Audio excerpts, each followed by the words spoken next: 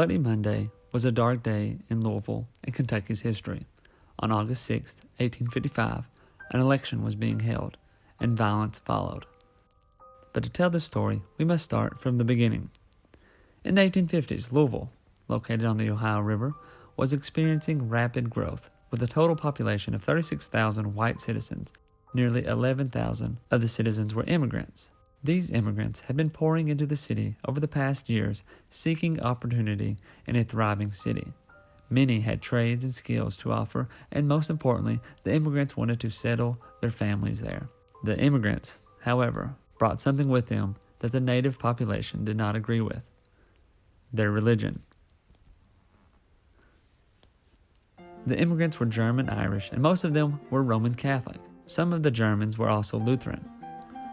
With Louisville being primarily Protestant, this caused a lot of friction.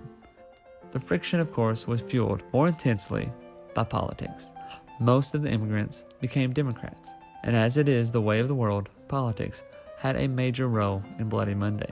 At the time, there were two major parties fighting over power in Louisville: the Know Nothing Party and the Democratic Party. The Know Nothing Party, also known as the American Party, was anti-Catholic, anti-immigrant, and had 1 million members nationwide. And they also had a lot of support in the Ohio Valley. They were formed from Henry Clay's dissolving Whig Party.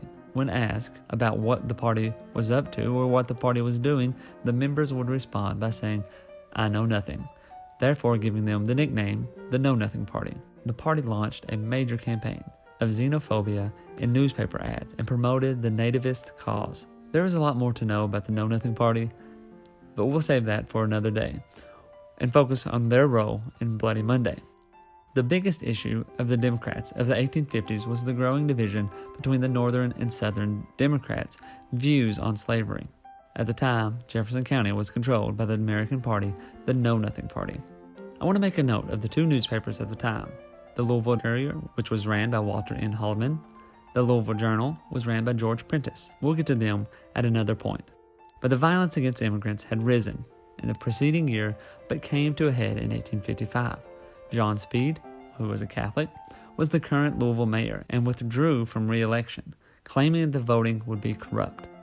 With John Speed withdrawing, John Barbie won the Louisville mayorship, and he was the Know Nothing Party candidate. The city council was also up for election at that time, but violence began to increase. With more elections going on, the Know Nothing Party picked up more victories in May, and the tension continued to rise. Haldeman, the editor of the Daily Courier, stopped supporting the Know Nothing Party and actually switched his support to the Democrat. On Election Day, on August 5, 1855, people came to cast their votes for governor and other state offices. For the governor's race, it was Charles Moorhead, who was the Know Nothing Party candidate, and Beverly L. Clark, the Democratic Party candidate.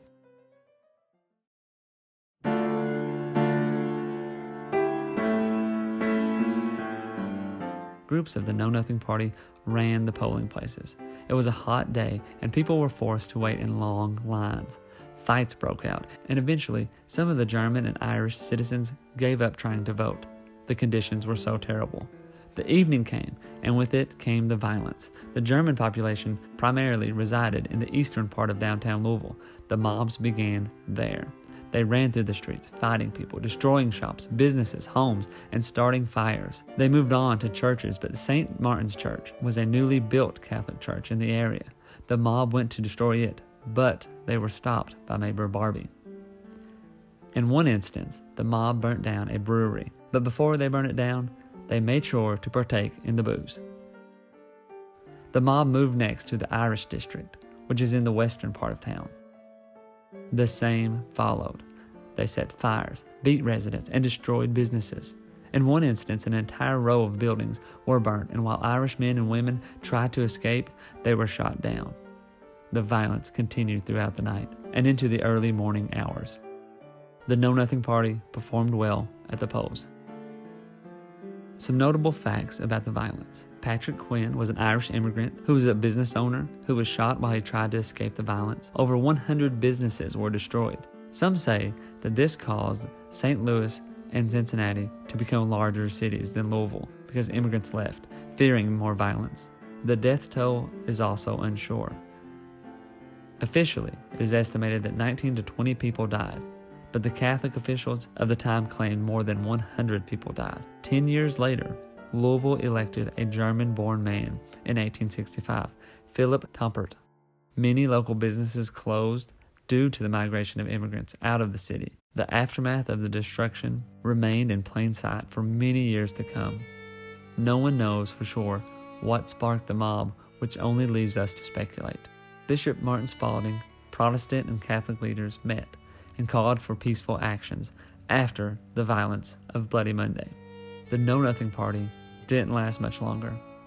Its members split, and some joined the Democratic Party and others the newly formed Republican Party.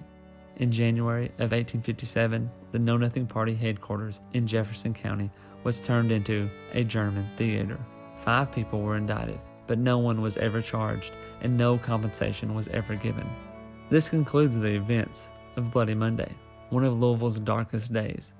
It's a moment in Kentucky history that we should all remember to help us see how the lack of understanding and empathy for others can lead to senseless violence. We will be making more videos focused on Bloody Monday. The next video, we're going to cover some articles from other newspapers and how they responded to the actions in Louisville. We're also going to talk about articles written in the Louisville Journal and the Louisville Courier leading up to and after Bloody Monday. Ironically, the Louisville Courier and the Louisville Journal merge to form the Courier Journal, which is still in print today. We're also going to talk about the editors of the Courier Journal and the mayors at the time and some other notable figures. So again, thank you for being a Patreon, and we have more to come.